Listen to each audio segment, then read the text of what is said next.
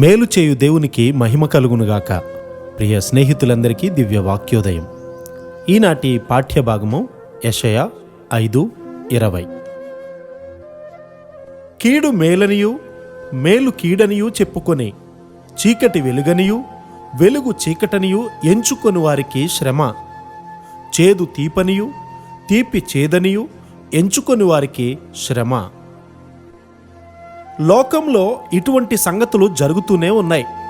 ప్రజలు కీడును మేలనియు మేలును కీడనియు పిలుస్తూ ఉన్నారు. అలాంటి ప్రజలతో మనం ఏం చేయగలం? తన ముందు పెట్టిన మంచి ఆహారాన్నైనా దానిలో విషముందని చెప్పే బాలికను నేను కలిశాను. ఆ అమ్మాయి స్వస్థత కొరకు ప్రార్థించమని నా దగ్గరకు తెచ్చారు. ఆమె మనస్సును సైతాను భ్రష్టమైనదిగా చేశాడు. ఆదాము పాపము చేసినప్పుడు అతని మనస్సు భ్రష్టమైనది. యేసయ్య వచ్చినప్పుడు నిజమైన వెలుగును తీసుకొని వచ్చారు.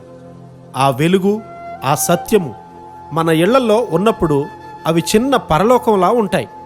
మన సంఘాలు కూడా అలాగే ఉంటాయి. కానీ కొన్ని సంఘాలలో వెలుగు లేదు, సత్యము అక్కడ అందించబడట్లేదు.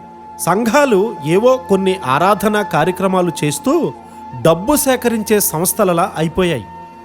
యేసు క్రీస్తునందు మనకు అవసరమైనదంతా మంచిదంతా ఉండును అని దేవుడు నాకు నేర్పించాడు.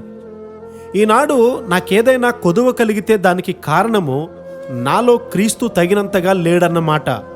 నేను బోధిస్తూ ఉన్నప్పుడు నన్ను ఒక గొప్పవానిగా ప్రజలు చూస్తూ ఉన్నారు. తగినంతగా క్రీస్తును నేను కలిగి ఉండకపోవడాన్ని బట్టి నేను దుఃఖపడుతూ ఉన్నాను. నేనింకా ఎక్కువగా ప్రార్థించేవాడినైతే ఎక్కువగా ప్రజలకు ఆత్మీయ మేలులు చేస్తూ స్వస్థపరిచే సేవలో ఉండేవాడిని. ఒక ఆమె తనలో ఏ పాపము లేదని చెప్పింది. ఎల్లప్పుడూ గృహంలోనే ఉండడం వల్ల శోధనలో పడలేదని, పాపము చేయలేదని చెప్పింది.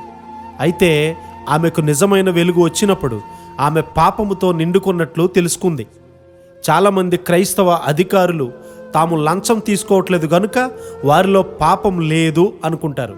కానీ మీ పిల్లలు మారుమనసు పొందేంత వరకు మీరు దేవునిని సంతోషపరచలేదు అని నేను వారితో చెప్పాను. నిజమైన వెలుగు వారి హృదయాలలో ప్రకాశించినప్పుడు నిజమైన తగ్గింపు మొట్టమొదట అవసరమని వారు భావించారు. తన కుమార్తె రక్షించబడినప్పుడు ఒక క్రైస్తవ అధికారి భయపడ్డాడు. ఆమె సంపూర్ణముగా గాక ఏదో కొంచెము మార్పు చెందాలని అతడు కోరుతూ ఉన్నాడు.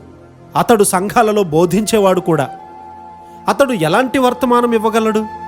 ఒకసారి అతనికి తేలు కుట్టినప్పుడు ప్రార్థన ద్వారా బాగవ్వడం చూసి ఎంతో ఆశ్చర్యపడ్డాడు. దేవుని శక్తి ఎంతో ప్రజలకు తెలియదు. మన మనస్సుల్లో ఉన్నటువంటి వ్యర్థత్వం నుండి క్రీస్తు వారు మాత్రమే మనందరినీ విడిపించునుగాక. ఆమెన్.